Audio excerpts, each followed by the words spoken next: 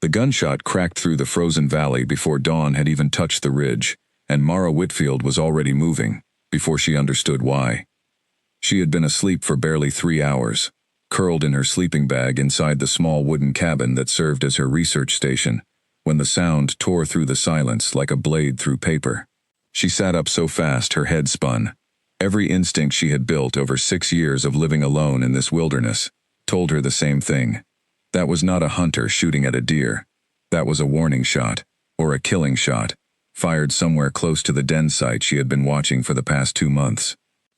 She pulled on her boots without lacing them properly, grabbed her coat, her radio, and the small pack she kept ready by the door for exactly this kind of emergency, and stepped out into air so cold it felt like breathing glass.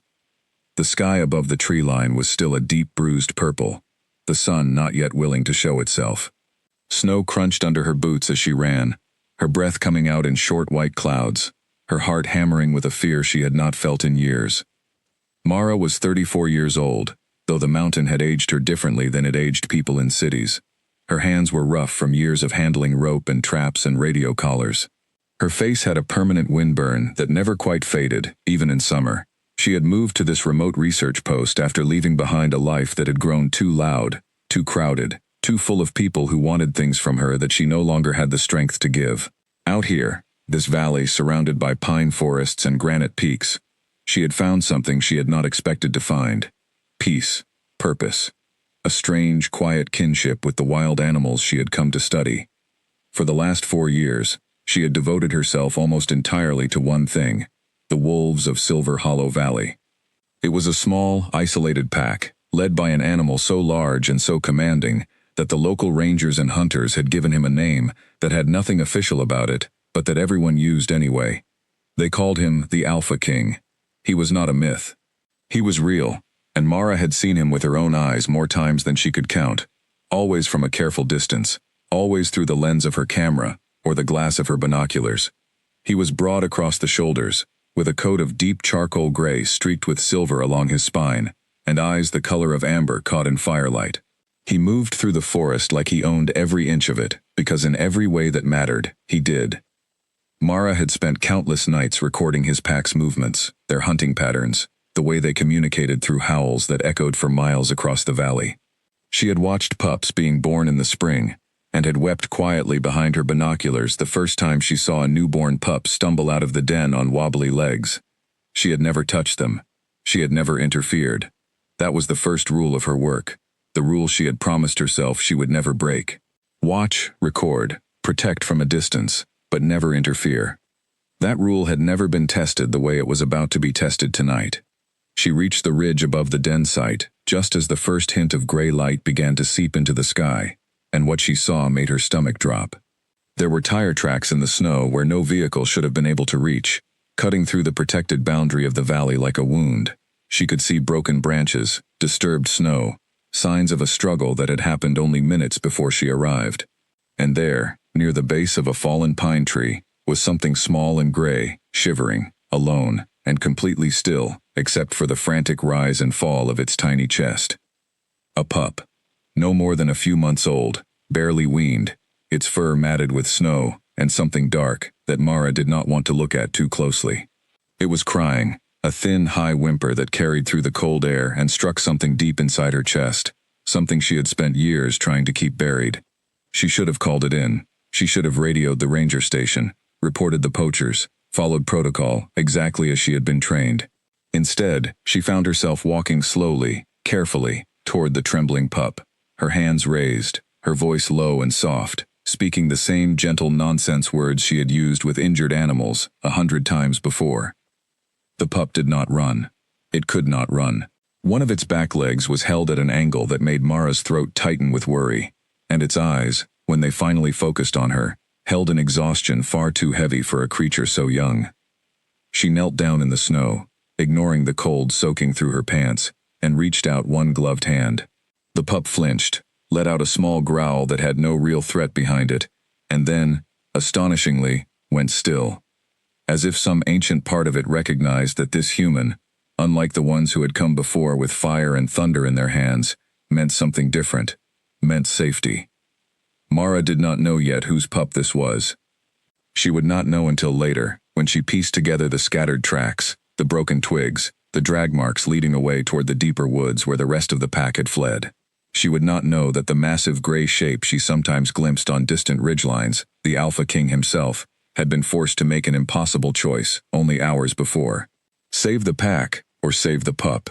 He had chosen the pack, because that was what a leader had to do, and he had left this one small life behind, hoping against hope that some miracle would keep it breathing until he could return. Mara wrapped the pup gently in the spare blanket from her pack. It whimpered again, weaker this time, and pressed its small trembling body against her arm, as though it had already decided, in the way that young animals sometimes do, that she was not a threat, but a lifeline. She looked around one more time, scanning the tree line for any sign of the pack, for any sign of the massive alpha wolf, who might come tearing out of the shadows to reclaim what belonged to him. Nothing moved. Only the wind, and the soft creak of snow-heavy branches, and somewhere far in the distance, one long, mournful howl that rose and fell across the valley like a question no one could answer. Mara held the pup closer and began the long walk back to her cabin, her mind spinning with the weight of what she had just done. She had broken her own rule. She had crossed the invisible line she had drawn for herself years ago, the line between observer and participant, between scientist and something else entirely. She did not yet know that this single choice, made in the gray light of a freezing dawn, would come to define the rest of her life, and the end of it too. Back at the cabin, she laid the pup on a folded towel near the wood stove, working with hands that had gone slightly numb from cold and adrenaline both. She had basic veterinary supplies, enough to clean wounds and splint a break, though nothing close to what a real animal hospital could offer. The nearest town with a proper vet clinic was almost 2 hours away by truck, and the roads this time of year were unreliable at best, buried under snow that could trap a vehicle for days. She would have to do what she could herself, tonight, with what she had. The pup's leg was not broken, she realized with relief after a careful examination, only badly bruised and strained, likely from being dragged or from running too hard on a leg that had twisted wrong in the chaos. The dark matting in its fur was not blood, or at least not much of it, mostly mud, and pine sap and the general filth of a desperate scramble through the forest.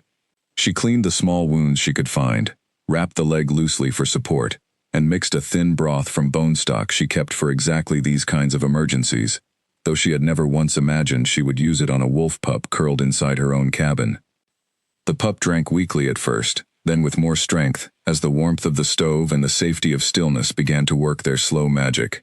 By the time the sun had fully risen over the ridge, painting the snow outside in soft gold light, the pup was asleep, its small chest rising and falling in a steady, peaceful rhythm. Mara sat beside it for a long time, unable to look away, unable to fully process the strange tenderness blooming in her chest. She had studied wolves for years. She had loved them from a distance, the way a person loves a mountain or a river, with respect and awe, but always with space between. She had never held one. Never felt the warmth of a wild heartbeat against her palm. Never watched one sleep with the trust of a creature that had no reason left to trust anything. Something had shifted inside her, and she knew it the moment it happened, the way you sometimes know a single decision has quietly rearranged the entire shape of your future. She radioed the ranger station later that morning, choosing her words with more care than she had ever used before. She reported the tire tracks, the evidence of illegal activity within the protected valley, the signs of a violent encounter near the den site. She did not mention the pup.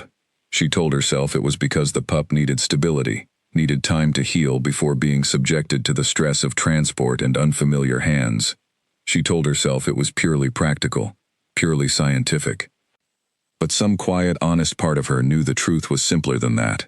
She was not ready to let go of this small, trembling creature who had, in the space of a single freezing morning, become the first living thing in years that truly needed her. Outside, the valley stretched wide and white and silent, hiding within its trees a grieving pack, a furious search, and a massive gray shape that even now stood motionless on a distant ridge, staring down at the thin line of smoke rising from Mara's cabin chimney. His amber eyes narrowed with a mixture of loss and something that, in a creature capable of such things, might almost have been recognition. The Alpha King had not found his pup, not yet, but he had found the scent trail leading toward the small wooden structure at the edge of his territory. and he was not a wolf who gave up easily on anything that belonged to him. Mara did not know it yet, but the peaceful solitude she had built for herself over 6 long years was about to be tested in ways she could never have imagined. The choice she had made in the snow that morning was only the beginning. Inside the cabin, the fire crackled softly. The pup slept on, safe and warm, unaware of the storm gathering on the horizon, unaware that the woman who had saved his life would, in the months to come, give everything she had to make sure he survived it. Outside, the wind picked up, carrying with it the first whispers of the danger that was already moving through the valley, drawn by rumors of a legendary wolf and the fortune his pelt might bring to men who valued gold far more than they valued life. Mara pulled her chair closer to the stove, wrapped a second blanket around the sleeping pup, and settled in for what she knew would be a long and uncertain watch. She had no way of knowing that this single act of kindness, this quiet decision to save one small life in the freezing dark, would eventually lead her to a moment of sacrifice so profound that it would become a story told for years afterward, whispered around campfires, and shared between strangers who had never set foot in Silver Hollow Valley, but who would never forget the name of the woman who had loved a wolf enough to die for him. For now, though, there was only the fire, the silence, and the soft, steady breathing of a small gray pup who had already begun, without either of them realizing it, to change everything. 3 days passed before Mara allowed herself to believe the pup would survive. She had barely slept during that stretch of time, waking every few hours to check his breathing, to feel the warmth of his small body, to make sure the swelling in his leg was going down instead of getting worse. She fed him small amounts of broth and softened meat, patient even when he refused to eat, patient even when he cried through the night, with a sound that made her chest ache in a way she had not felt since she was a child herself. By the 4th morning, the pup was standing. Wobbly, uncertain, leaning heavily on his stronger legs, but standing. Mara watched from across the room, holding her breath, as he took one careful step, then another, testing the injured leg, with the kind of stubborn courage that only very young or very brave creatures seem to possess. When he did not collapse, when he lifted his head and looked directly at her with those pale amber eyes, so much like the eyes she had seen through her binoculars 100 times, on the massive alpha wolf who ruled this valley, something in her chest loosened for the first time in days. She named him Sable, for the dark patch of fur along his back that stood out against the lighter gray of the rest of his coat. She knew she was not supposed to name him. Naming an animal you intended to release back into the wild was, according to every rule of proper wildlife rehabilitation, exactly the kind of thing that created attachment where there should be none. But Mara had already broken so many rules in the past few days that one more felt almost inevitable. She thought often about her own childhood during those quiet hours by the fire, watching Sable sleep. She had grown up in a house that was never quite warm enough, raised by a mother who worked 2 jobs, and a father who left before Mara was old enough to remember his face clearly. She had learned early that the people who were supposed to protect you did not always stay, and that the world could be a cold and unpredictable place for anyone small and vulnerable. Perhaps that was why the sight of an abandoned pup, alone and shivering in the snow, had broken through every professional boundary she had built for herself. She recognized something in him. Not pity exactly, but understanding. A shared knowledge of what it felt like to be left behind by the very forces meant to shelter you. She spoke to him constantly, the way lonely people sometimes speak to animals or plants, or the empty rooms around them, filling the silence of her isolated cabin with the sound of her own voice. She told him about the valley, about the seasons, about the research she had spent years conducting on his kind. She told him, though she was careful never to say it in a tone that suggested certainty, that she believed his father was the great gray wolf the locals called the Alpha King, the same wolf whose distant howls sometimes echoed through the mountains late at night, sounding closer with each passing day. She was not wrong to notice this. Though she did not know it, the Alpha King had been circling closer to her cabin every single night since the pup's disappearance, drawn by a scent trail he refused to abandon. He was a wolf of extraordinary intelligence, the kind of leader that earns his position not through size alone, but through cunning and patience, and he understood, in the instinctive way that wild creatures understand things humans often cannot, that the small structure with the smoking chimney held something precious to him. He did not approach, not yet. Wolves are cautious by nature, and an alpha who has led his pack through years of survival does not act rashly, even when driven by something as powerful as the loss of his young.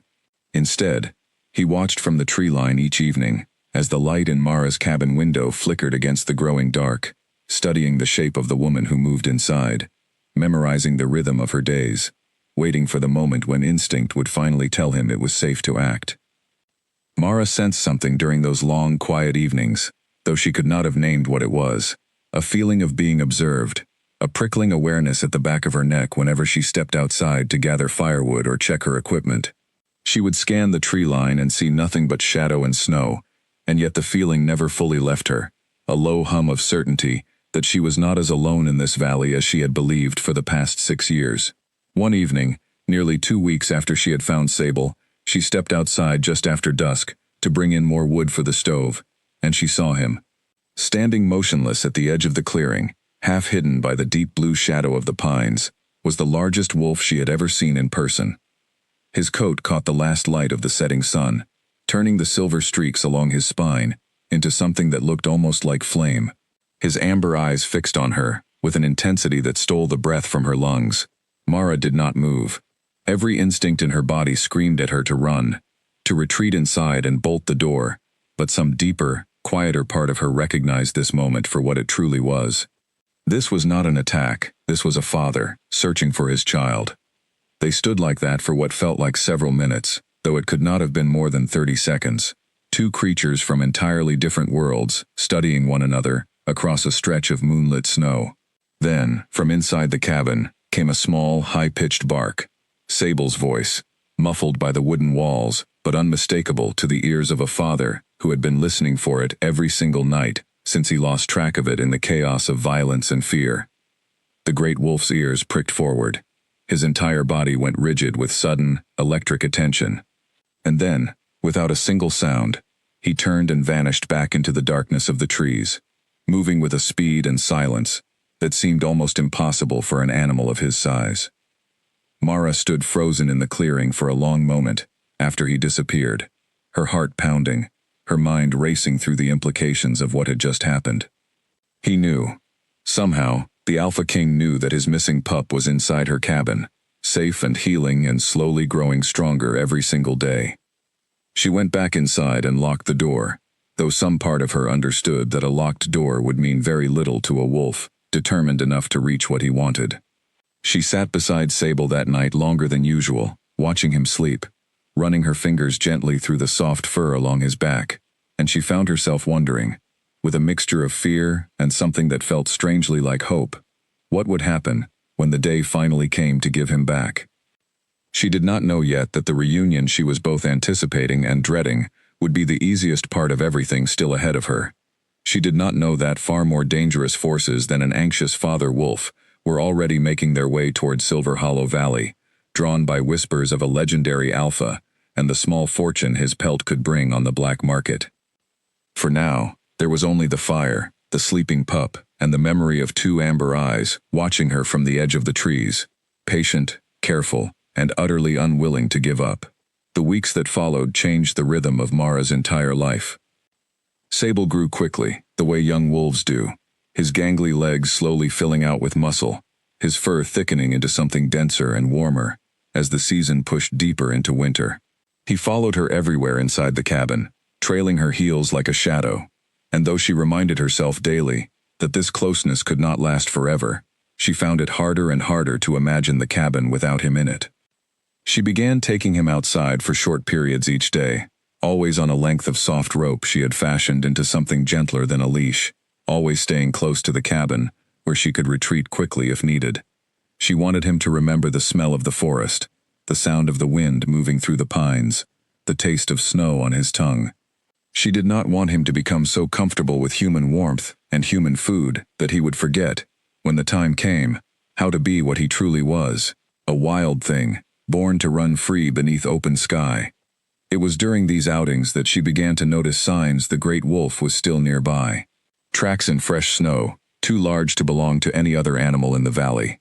A distant howl each night, always around the same hour, always coming from roughly the same direction, as though he were calling to his son, and waiting patiently for the day the two of them would finally be reunited. Sable always responded to these howls with an excited, high-pitched yip, his ears standing straight up, his whole small body trembling with an eagerness that broke Mara's heart a little more each time she witnessed it. She understood, with growing clarity, that she was not raising a pet. She was keeping a prince from his kingdom, and every day that passed made the eventual separation both more necessary and more painful to imagine. During this period, Mara also began noticing other signs in the valley that troubled her far more than the presence of a grieving father wolf.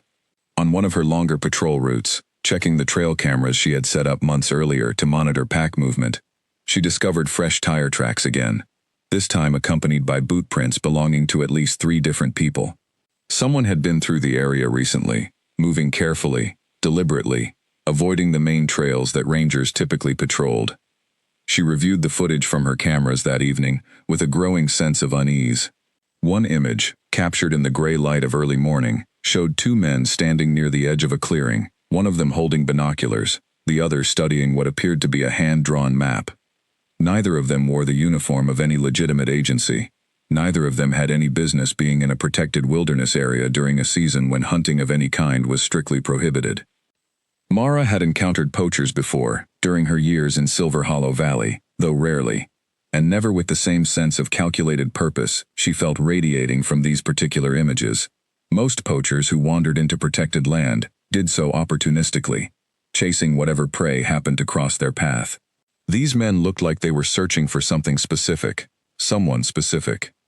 She thought of the Alpha King, of his massive size and unmistakable coloring, of the reputation he had built over years as the most formidable wolf in the region.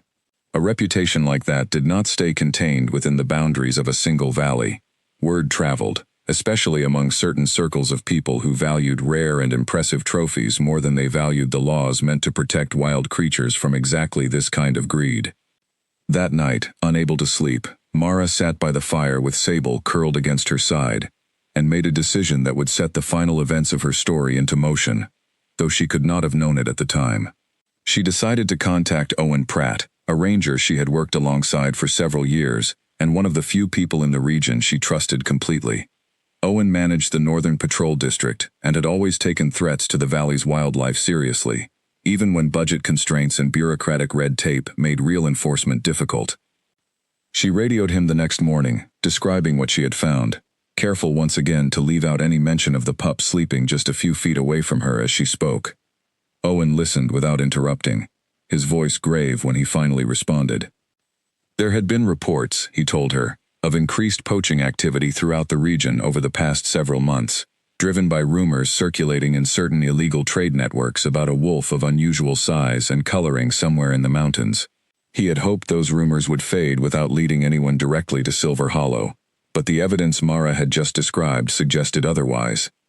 He promised to increase patrols in the area and asked her to continue monitoring her cameras, reporting anything unusual immediately. He also gently reminded her, in the careful tone of someone who knew her well enough to worry about her safety without wanting to offend her independence, that she was alone out there, and that men willing to break the law for profit were not always predictable or safe to encounter. Mara thanked him and ended the call, her mind heavy with the weight of what she now understood clearly. This was no longer simply about healing an injured pup and eventually returning him to his family. This was about protecting an entire pack, an entire legacy, from people who saw a magnificent living creature as nothing more than a price tag. She looked down at Sable, who had fallen asleep with his head resting against her leg, his small body rising and falling in the peaceful rhythm of a creature who trusted completely that he was safe. She thought of his father, out there somewhere in the cold, keeping watch over a territory he did not yet know was being hunted by men with far more dangerous intentions than a rival pack or a harsh winter. Over the following days, Mara found herself walking a careful line between 2 responsibilities that felt increasingly at odds with one another.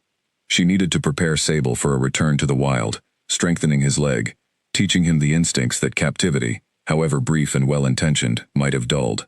But she also needed to remain vigilant, watching for any sign that the men from the trail camera footage were drawing closer, understanding that every day she delayed the pup's return was another day the entire pack remained vulnerable to a threat they could not possibly comprehend. She increased her patrols along the valley's perimeter, often taking Sable with her on these longer walks, now that his leg had healed enough to bear his full weight without difficulty. She watched him grow more confident with each outing, watched the wild instincts that had never truly left him begin to reassert themselves. He started reading the wind before she did, catching scents she could never hope to detect, pausing at sounds too faint for her ears to register at all.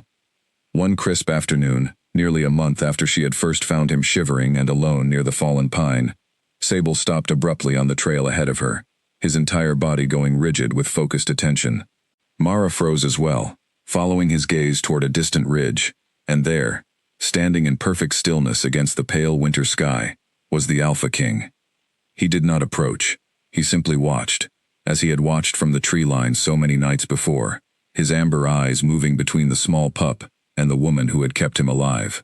Sable let out a series of eager, high-pitched sounds, straining against the rope Mara still held loosely in her hand, his entire body vibrating with the desperate joy of recognition. Mara knelt down slowly, and, with hands that trembled only slightly, unclipped the rope from around Sable's neck. She had rehearsed this moment in her mind more times than she could count, imagining how it might unfold, wondering whether the pup would hesitate, whether some part of him had grown too attached to human comfort to remember the wild call of his own blood. But there was no hesitation in him at all.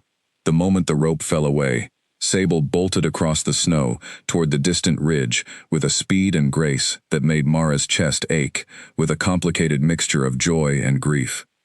The Alpha King did not move to meet him halfway. He waited, patient and still, until his son closed the final distance between them, and then, in a gesture that struck Mara as almost unbearably tender for a creature capable of such fearsome power, he lowered his massive head and pressed his nose against the top of Sable's small skull, holding the contact for several long seconds, while the pup pressed himself close against his father's chest.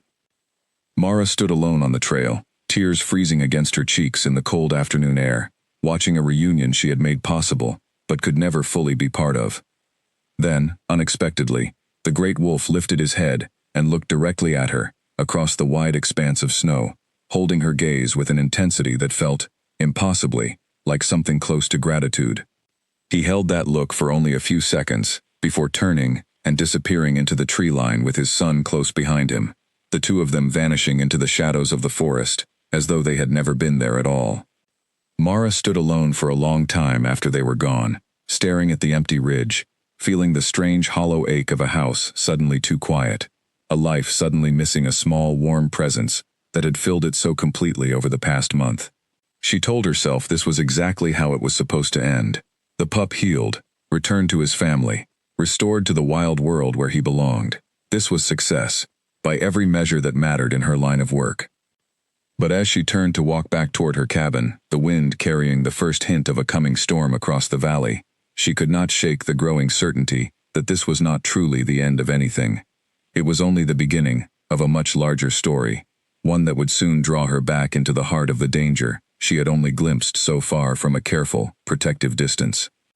Somewhere out there in the vast white wilderness, men with rifles and greed in their hearts were still moving closer, still searching for the wolf, whose reputation had become far too valuable to their cold calculations, and Mara Whitfield, whether she was ready for it or not, had already tied her fate to his, the moment she knelt down in the snow and reached out her hand to a trembling, abandoned pup. Snow fell steadily over Silver Hollow Valley for 3 days after the reunion, blanketing the trails Mara had walked so often that she could have followed them blindfolded. She used the quiet, isolated hours to catch up on paperwork she had neglected during her weeks of caring for Sable, though her mind kept drifting back to the image of father and son disappearing together into the trees. She told herself she had done the right thing. She told herself this every morning as she brewed her coffee, every evening as she sat by the fire in a cabin that felt strangely larger and colder, without a small warm body curled against her side. She missed him more than she had expected to, more than any professional wildlife researcher was supposed to admit. Missing an animal she had always known was never truly hers to keep. But there were other things demanding her attention now, things far more urgent than the ache of an empty cabin. Her trail cameras continued to capture troubling footage. The 2 men she had seen before returned twice more over the following week, each time venturing a little deeper into the valley, each time studying the terrain with the careful, methodical attention of people building a plan, rather than simply passing through. On one occasion, the camera caught a third man joining them, older, heavier, carrying himself with the kind of authority that suggested he was the one giving orders, rather than following them. Mara sent copies of every image to Owen Pratt, and each time he responded with growing concern of his own. Patrols had been increased, he assured her, but the valley was enormous, and the terrain made it easy for anyone determined enough to avoid detection for long stretches of time. He urged her again to be careful, to avoid confrontation, if she ever encountered these men directly, and to always keep her radio close at hand. Mara appreciated his concern, but she found it difficult to simply wait and watch while men with clearly dangerous intentions crept steadily closer to a pack she had spent years protecting. She began adjusting her own patrol routes, moving with greater caution, studying the landscape not just for signs of wolf activity, but for signs of human intrusion as well. She learned to read footprints the way she had once only read paw prints, learned to notice the subtle disturbances that betrayed a careful trespasser trying not to leave a trace. It was during one of these extended patrols, nearly 2 weeks after Sable's return to his pack, that Mara caught her first true glimpse of just how organized and well-funded these men truly were.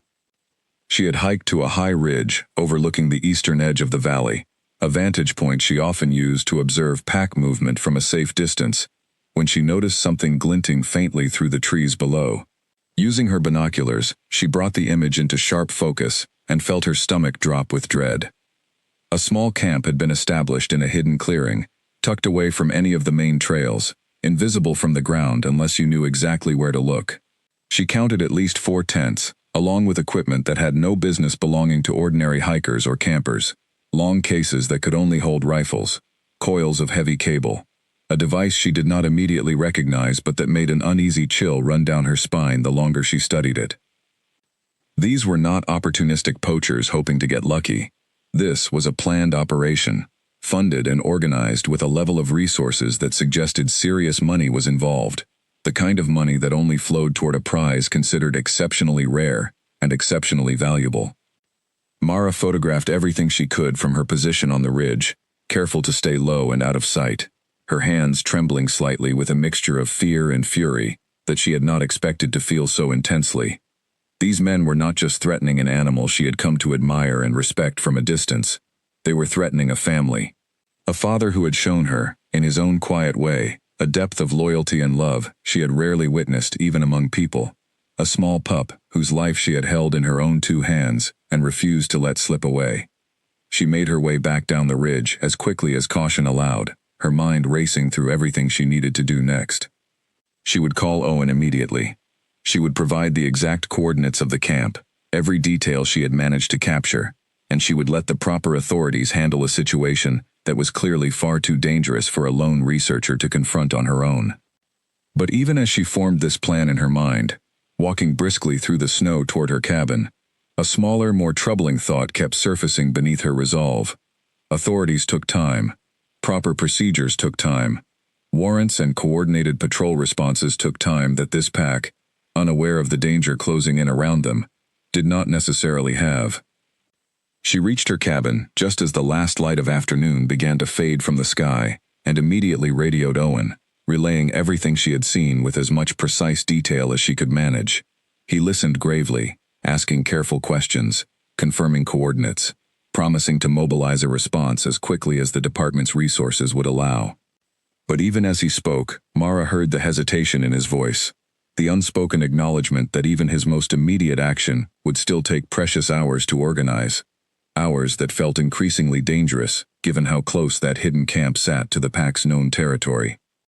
That night, Mara sat awake long after the fire had burned low, staring out her frost-covered window into the darkness beyond, listening for the familiar howls that had become such a comforting part of her nightly routine over the past 4 years. When they finally came, distant and clear across the silent valley, she felt a fresh wave of dread settle over her chest. The howls were closer than she expected, closer than they had been in weeks. The pack was moving, likely following seasonal patterns that brought them nearer to this side of the valley, as winter deepened and prey grew scarcer in their usual hunting grounds.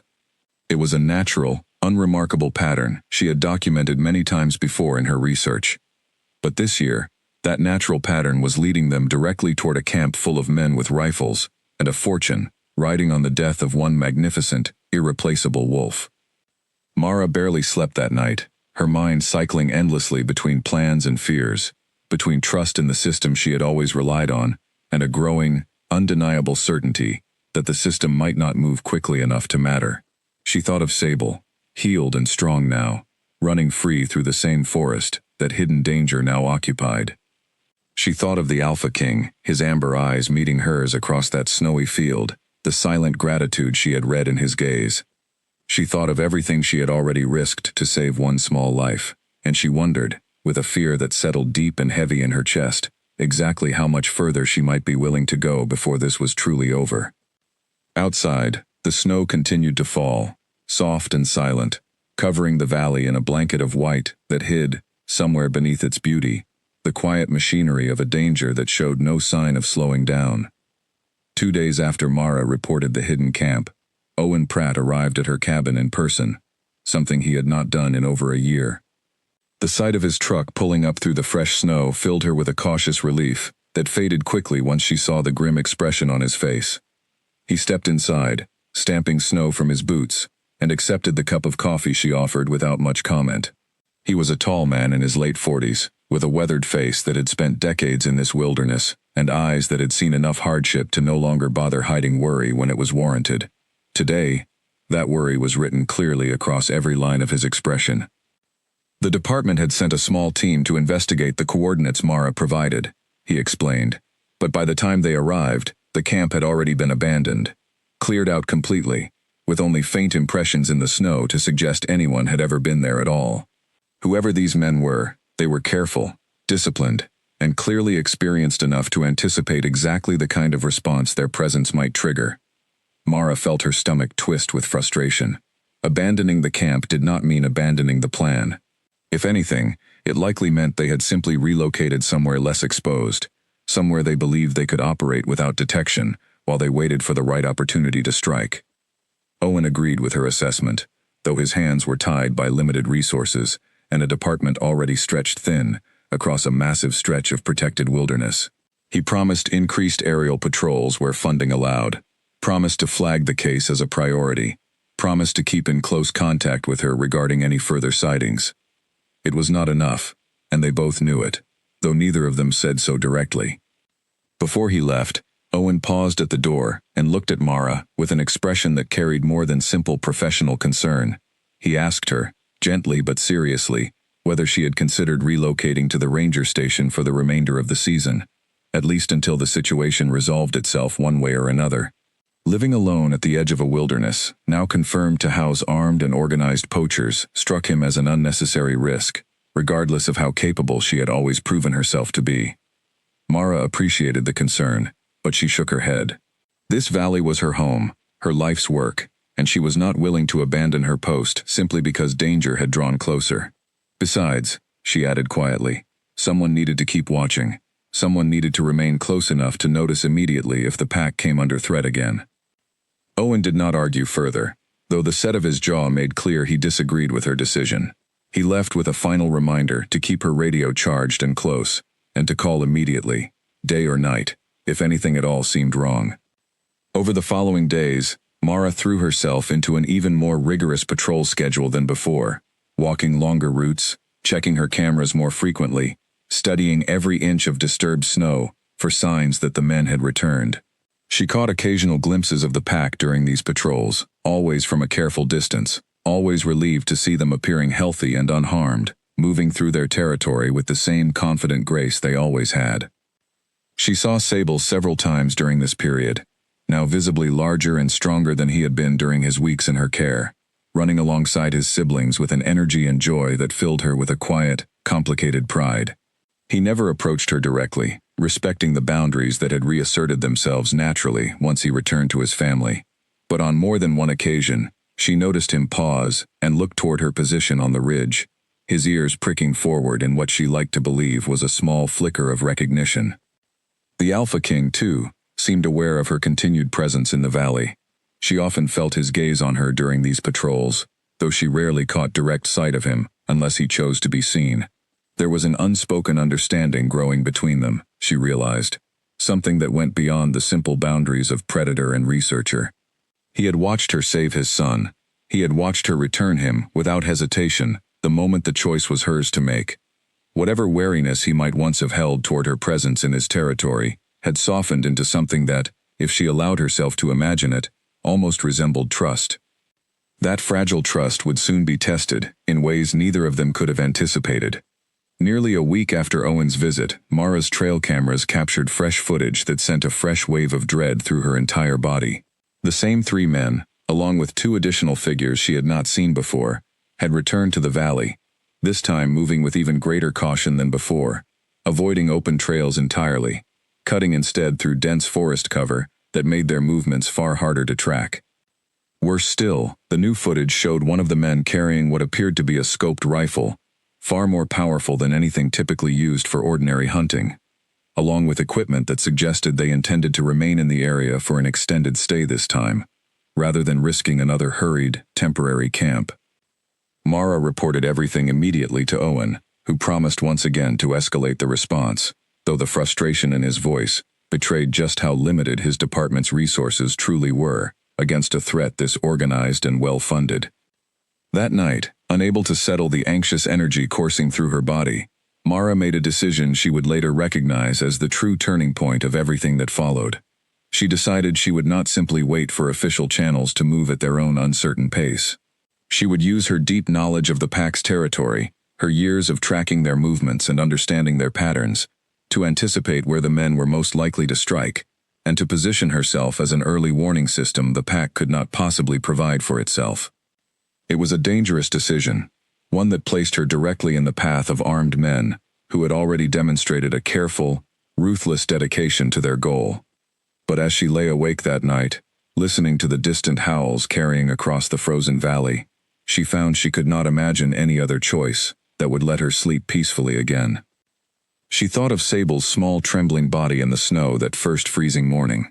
She thought of the Alpha King's amber eyes meeting hers across an open field, carrying something that felt, impossibly, like gratitude and trust combined. She thought of every quiet moment she had spent over the past 6 years, watching this pack build and rebuild their lives across the changing seasons, surviving hardships that would have broken lesser creatures. She was not going to let a handful of greedy men erase all of that in a single violent act. Outside her window, the moon rose high and cold over Silver Hollow Valley, illuminating a landscape that looked peaceful and untouched. Hiding beneath its serene beauty, the quiet, dangerous game now unfolding between a woman, determined to protect what she loved, and men determined to claim it for profit, whatever the cost. Mara closed her eyes at last, exhausted but resolute, unaware that the choices she made over the following days would lead her to a moment of courage, so profound that it would echo through this valley long after she herself was gone. Mara spent the following days mapping every possible route the poachers might take toward the pack's core territory, cross-referencing her years of tracking data against the terrain features that would most likely funnel a group of armed men moving carefully through dense forest. She marked ridgelines, water sources, natural game trails, anywhere the pack was known to travel frequently during the winter months. She shared her findings with Owen, who used them to adjust the limited patrol routes his department could still afford to run. It helped, but it was not enough, and both of them knew it. The valley was simply too vast, too wild, for any handful of rangers to monitor completely, especially against opponents who had already proven themselves skilled at avoiding detection. It was during this tense, uncertain stretch of days that Mara made an unexpected connection with someone else who would come to matter deeply in the final chapter of her story. Grace Linfield ran a small wildlife rehabilitation center nearly 3 hours away, on the far side of the mountain range that bordered Silver Hollow Valley. Mara had spoken with her occasionally over the years, mostly exchanging notes on regional wildlife patterns, but their conversations had always remained professional and distant. That changed the day Grace called unexpectedly, her voice tight with concern, having heard through informal ranger networks about the poaching activity threatening the valley's famous alpha wolf.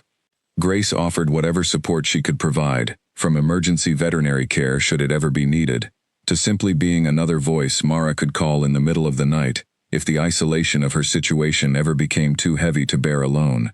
It was a small gesture, but it meant more to Mara than she expected, a reminder that she was not entirely alone in caring about the fate of this remarkable pack, even if she was the only one positioned to act quickly enough to matter in the moment danger finally arrived.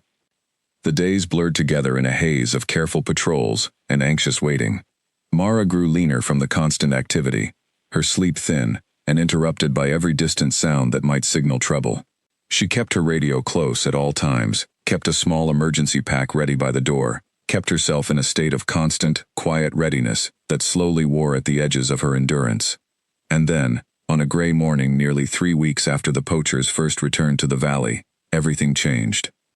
Mara was checking one of her northernmost trail cameras when she heard it, a sound that did not belong in this peaceful wilderness. The low, mechanical growl of an engine, muffled but unmistakable, coming from somewhere deeper in the forest than any legitimate vehicle should have been able to travel. She froze, every instinct honed by years of careful observation, snapping instantly to full alert. She moved toward the sound with deliberate caution, staying low, using the natural cover of the trees to keep herself hidden as she approached. What she found confirmed her worst fears. A rugged, modified vehicle had been driven along an old logging trail that had not been used in years, parked now in a small clearing barely a mile from one of the pack's most frequently used denning areas.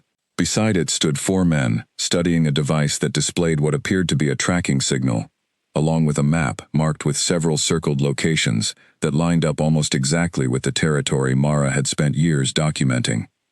Her blood ran cold as she realized the terrible truth. These men were not simply searching blindly through the wilderness anymore. Somehow, they had obtained a tracking signal, likely from a research collar placed on one of the pack members years earlier by a previous study team, long before Mara had taken over monitoring duties in the valley. She had always assumed those old collars had gone dead years ago, their batteries long since exhausted. But apparently, one of them was still transmitting, and these men had found a way to intercept its signal. If that signal belonged to any of the pack's core members, the men now had an almost direct line to their exact location. Mara backed away slowly, her heart pounding so hard she feared they might somehow hear it, and made her way back toward a position where she could safely use her radio. She reported everything to Owen immediately, describing the vehicle, the tracking device, the exact coordinates of the clearing where she had spotted them. Owen's response confirmed her worst suspicion. There had indeed been an old collar deployed on one of the pack's members years earlier, its battery theoretically depleted long ago, but apparently either faulty engineering or sheer bad luck had kept a faint signal alive far longer than anyone had expected. He promised to mobilize every available ranger immediately, but the nearest team was still nearly an hour away, delayed further by the difficult terrain and the fresh snow that had fallen overnight. An hour. Mara did the mental calculation quickly, comparing the distance between the poacher's current position and the denning area she knew the pack favored during this stretch of winter. If they moved quickly, if they were as determined and well prepared as everything about their operation suggested, they could easily reach the pack's territory in far less time than it would take official help to arrive. She made her decision in the space of a single, racing heartbeat. She would not wait for help that might come too late. She knew this valley better than anyone alive. She knew exactly where the pack was most likely denned during this cold stretch of the season. If she moved quickly, cutting through terrain the poacher's vehicle could never navigate, she might be able to reach the pack first, might be able to do something, anything, to warn them, to buy precious time until the rangers could finally arrive. She grabbed her pack, checked that her radio was fully charged, and set off at a punishing pace through the snow-covered forest, her breath coming in ragged clouds, her mind fixed entirely on the image of a father wolf and his small, healed son, unaware that the very technology once meant to help study and protect them had instead become the thread that might lead directly to their destruction. Behind her, the distant sound of the vehicle's engine started up again, moving deeper into the forest, following a signal that Mara now understood with terrible clarity was leading them directly toward everything she had spent years of her life trying to protect. She ran faster, ignoring the burn in her lungs, ignoring the ache building in her legs, driven by a single, unshakable thought that had taken root somewhere deep in her chest and refused to let go. She had already saved this family once. She was not going to fail them now, when it mattered more than it ever had before. Mara reached the denning area nearly 20 minutes later, her lungs burning, her legs trembling from the punishing pace she had kept through deep, uneven snow. She slowed as she approached, forcing herself to breathe quietly despite her exhaustion, scanning the trees for any sign of the pack. She found them almost immediately. The Alpha King stood at the entrance of a rocky den carved into the hillside, his posture alert and tense, as though some instinct had already warned him that danger was near. Several other pack members moved restlessly nearby, and there, close to his father's side, stood Sable, larger now, but still unmistakably the small pup Mara had once carried wrapped in a blanket against her chest.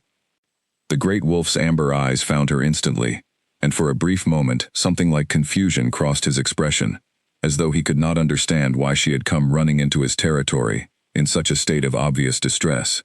Mara had no way to explain the danger in words he could understand, but she trusted, as she had trusted from the very beginning, that some deeper communication existed between them, built through months of careful, respectful presence in his world.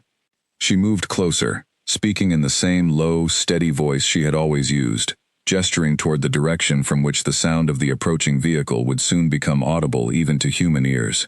The Alpha King's ears flattened, his body tensed further. Whether he understood her words, or simply read the urgency in her posture and scent, something shifted in his awareness, and he let out a sharp, commanding bark that sent the rest of the pack scattering deeper into the rocky terrain behind the den, moving with the swift, practiced discipline of animals who had survived countless dangers before. But Sable hesitated, young, still uncertain of the full weight of danger. He lingered near the den entrance a moment too long, confused by the sudden chaos around him. That single moment of hesitation was almost his undoing. The sound of the vehicle's engine grew suddenly, alarmingly close, and through the trees, Mara caught sight of movement, men emerging on foot now, having abandoned their vehicle to close the final distance more quietly. One of them raised a rifle, scanning the tree line with the cold, practiced focus of someone who had done this before, and felt no hesitation about doing it again. Mara did not think, she acted. She moved directly into the open space between the armed men and the den, placing her own body squarely in the line of sight, waving her arms and shouting as loudly as her exhausted lungs would allow, desperate to draw every ounce of their attention toward herself and away from the pup still frozen near the entrance behind her. The men startled, clearly not expecting a human presence this deep in the wilderness, their rifle briefly lowering in confusion. One of them shouted something at her, a warning to get out of the way, his voice edged with the kind of anger that came from a plan suddenly disrupted. Mara held her ground, continuing to shout, buying every possible second for Sable to snap out of his frozen confusion and follow the rest of his family into the safety of the rocks. Behind her, she heard the pup finally move, his paws scrambling against stone as he disappeared into the den's protective depths, and relief flooded through her chest, even as the situation in front of her grew more volatile by the second. The men, realizing their target had escaped and furious at the interference, began moving toward her, with an aggression that made her blood run cold. She backed away slowly, trying to draw them further from the den, trying to buy time she desperately hoped the approaching rangers would use to finally arrive. It was then that the Alpha King reappeared, emerging from the tree line beside her, with a suddenness that startled even Mara, his massive frame radiating a fury and protectiveness that seemed to shake the very air around him. He did not attack. He was too intelligent, too experienced a survivor, to charge directly into a group of armed men. Instead, he positioned himself beside Mara, his lips pulled back in a warning that needed no translation, his low growl rolling across the clearing like distant thunder. The men hesitated, clearly unnerved by the sight of the massive wolf they had traveled so far and planned so carefully to hunt, now standing boldly in the open, defending rather than fleeing. For a tense, suspended moment, it seemed as though the standoff might resolve itself without further danger, the men retreating, in the face of an animal far more intimidating up close than they had anticipated. But greed and desperation are rarely reasonable forces, and one of the men, perhaps sensing this might be his only chance at the prize he had traveled so far to claim, raised his rifle once more, aiming directly at the great wolf standing protectively beside the woman who had once saved his son. Mara saw the movement a half-second before it happened, understood with sudden, terrible clarity exactly what was about to unfold, and she did the only thing her body allowed her to do in that fraction of an instant. She threw herself forward, placing her own body directly between the Alpha King and the barrel of the rifle, just as the sound of a single shot shattered the frozen silence of the valley.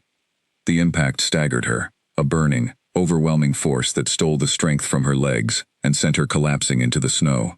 Distantly, as though from somewhere far away, she heard shouting, heard the sudden roar of approaching vehicles, heard the Alpha King's furious, grief-stricken roar, rising above everything else as he understood. In the same instant Mara did exactly what had just happened. The Rangers, alerted by the sound of gunfire and already close behind on the trail Mara had blazed through the snow, arrived within moments, their vehicles crashing through the underbrush, their shouts filling the clearing as the poachers scattered in sudden panic, realizing too late that their carefully planned operation had collapsed into chaos. Mara lay in the snow, the world around her narrowing slowly into a strange, quiet stillness.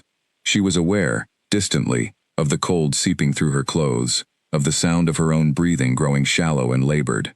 She was aware, too, of a massive, warm presence settling beside her, the Alpha King lowering his great head close to hers, his amber eyes filled with something that, in a creature capable of such depth of feeling, could only be described as grief.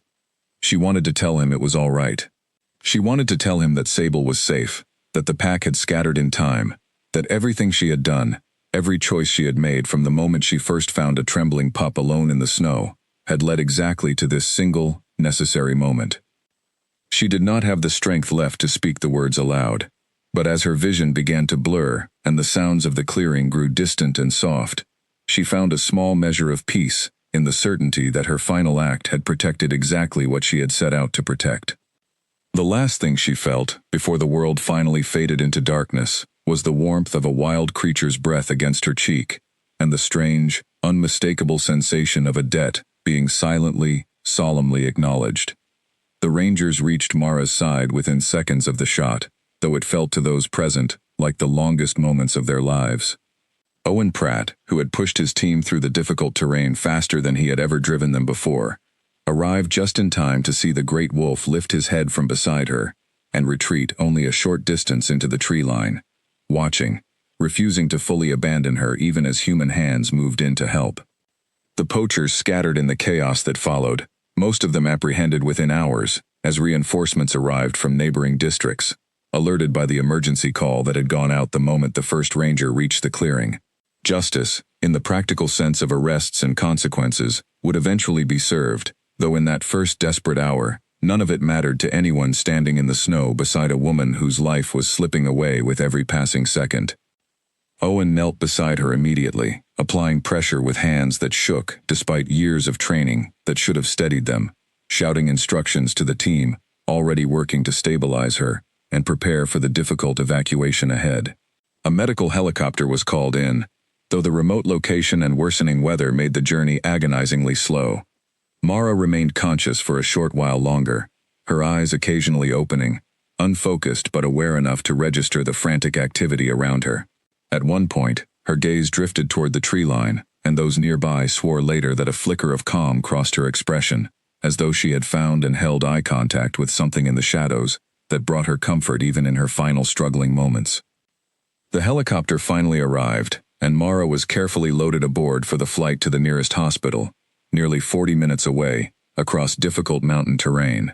Owen rode with her, refusing to leave her side, continuing to speak to her in a low, steady voice throughout the entire flight, though he would later admit he could not clearly remember a single word he said. She did not survive the journey. The valley fell unusually silent in the days that followed, as word of what had happened spread quickly through the small, tight-knit community of rangers, researchers, and locals who had known Mara, even if only from a distance. Grace Linfield drove the 3 hours from her rehabilitation center the moment she heard, arriving with a grief that surprised even her, given the relatively brief nature of her friendship with the woman who had died protecting a wolf she had never even met in person. Owen carried a weight of guilt in the days that followed that no amount of reasoning could fully dissolve. He replayed the timeline over and over, wondering whether a faster response, a different decision, might have changed the outcome. Colleagues gently reminded him that Mara had made her own choice in that clearing, a choice born from years of devotion and courage that no one, least of all Owen, could have talked her out of even if they had tried. The official investigation into the poaching operation moved forward quickly, aided significantly by the evidence Mara herself had gathered in the weeks leading up to her death. The photographs, the coordinates, the careful documentation of a threat she had refused to simply watch unfold from a safe distance. The men responsible were eventually apprehended and faced serious legal consequences, their operation exposed and dismantled, largely because of the diligent work of a woman who had given everything to stop them. News of the story spread beyond the immediate region within days, carried first through local reports and then, gradually, through wider channels, as people across the country found themselves moved by the account of a solitary researcher who had given her life defending a wild animal she had come to love. Reporters requested interviews with anyone who had known her. Strangers began leaving flowers and small tributes at the entrance to the ranger station nearest her cabin, a gesture that would have likely embarrassed Mara herself, given how fiercely she had always guarded her privacy and solitude. Owen found himself fielding these requests with a heavy heart, sharing what he could of Mara's work and character, while carefully protecting the more personal, private details she had never intended for public consumption. He spoke of her dedication, her years of quiet, careful research, her deep and abiding respect for the wolves she had studied for so long. He did not speak, at first, of the pup she had secretly nursed back to health, or of the extraordinary bond that had apparently formed between her and the valley's legendary alpha wolf, though these details would eventually emerge as researchers reviewed her extensive field notes and camera footage in the weeks following her death. What they found in those records painted a picture even more remarkable than the story already circulating. Detailed observations of Sable's recovery, careful notes on the Alpha King's behavior during the weeks he had watched her cabin from a distance, photographs taken from her trail cameras that showed the massive wolf standing at the edge of her clearing on multiple occasions, watching, waiting, slowly building whatever fragile trust had eventually led him to stand protectively beside her in her final moments. Grace, reviewing these records alongside Owen in the quiet days following the funeral arrangements, found herself struck by the sheer depth of devotion documented in Mara's careful, meticulous handwriting. This had not been a spontaneous, reckless act of heroism born from a single moment of panic. This had been the culmination of months of careful, deliberate choices, each one building toward a devotion so complete that Mara had ultimately been willing to give everything she had to protect it. The community began planning a memorial service, choosing a quiet clearing near the edge of the valley Mara had called home for so many years, a place with a clear view of the mountains she had spent her life studying and protecting. It felt, to everyone involved in the planning, like the only appropriate place to lay her to rest, surrounded by the wilderness she had loved more deeply than most people ever managed to love anything at all. As the day of the service approached, none of them could have anticipated the remarkable, almost impossible event that awaited them. A final testament to the bond Mara had built during her final months, one that would ensure her story was never simply forgotten, but instead remembered and retold for years to come, as a rare and powerful example of the connection possible between a devoted human heart and the wild, untamed world she had given her life to protect. The morning of Mara's memorial service arrived clear and cold, with a pale winter sun rising over Silver Hollow Valley and casting long shadows across the fresh snow that had fallen overnight. The clearing chosen for the service sat at the edge of the tree line, close enough to the wilderness she had loved that the distant sound of wind moving through the pines could be heard clearly, even as people gathered in respectful silence. More people arrived than anyone had expected. Fellow rangers who had worked alongside her over the years, researchers from neighboring wildlife programs who had followed her published studies with admiration, local residents who had never met her personally, but who had been deeply moved by the story of her final selfless act. Grace stood near the front, her expression composed despite the grief evident in her eyes, while Owen stood close beside her, still visibly carrying the weight of a loss he had not yet fully learned to carry. The service itself was simple, exactly as Mara would have wanted it. There were no elaborate speeches, no excessive ceremony, only quiet words spoken by those who had known her, describing a woman who had chosen solitude, not because she disliked people, but because she had found something in the wilderness that spoke to a part of her soul that crowded, noisy lives could never quite reach. Owen spoke last, his voice steady despite the emotion clearly straining beneath it, describing her courage not as a single dramatic moment, but as the natural culmination of a life spent quietly, consistently choosing to protect what she loved, regardless of personal cost. As the service drew to its close, small groups began the slow, respectful process of paying final tribute, some placing simple wildflowers gathered from greenhouse collections at the base of the modest marker that had been placed to honor her memory, others simply standing in quiet reflection, unwilling to rush away from a moment that felt, in its own way, sacred. It was during this quiet, dispersing crowd that the first gasp rippled through those still gathered near the clearing's edge. Grace noticed it first, her attention drawn toward the tree line by a strange, sudden stillness among the birds that had been calling softly throughout the morning. She turned, and what she saw stole the breath from her lungs entirely. Standing at the very edge of the clearing, unmistakable in his size and the distinctive silver streaking along his charcoal coat, was the Alpha King himself. Word spread through the gathered crowd in hushed, disbelieving whispers, as more and more people turned to see what had captured Grace's attention. The great wolf stood motionless for several long moments, his amber eyes moving slowly across the assembled crowd, seemingly unbothered by the presence of so many humans in such close proximity, a boldness that defied every instinct wild wolves typically displayed around large gatherings of people. Owen, standing closest to the clearing's edge, felt his heart pound with a mixture of caution and profound emotional weight. His years of training told him to move the crowd back, to treat the situation with the careful respect a wild predator's presence always demanded. But something in the wolf's calm, deliberate movement told him this was not a threat to be managed. This was something else entirely.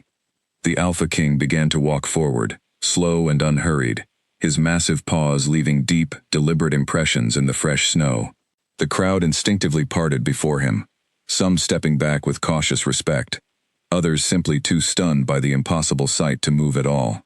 He walked past them without a single glance in any human direction, his focus fixed entirely on the modest marker at the center of the clearing, the resting place of the woman who had given everything to protect his family. He reached the marker and stopped, standing over it in complete stillness for what felt to everyone present like an eternity stretched thin across a single held breath. Then, slowly, deliberately, he lowered his great body down beside it, folding his legs beneath him and resting his head gently against the disturbed earth, as though settling in for a long, patient vigil. No one in the clearing spoke, no one moved.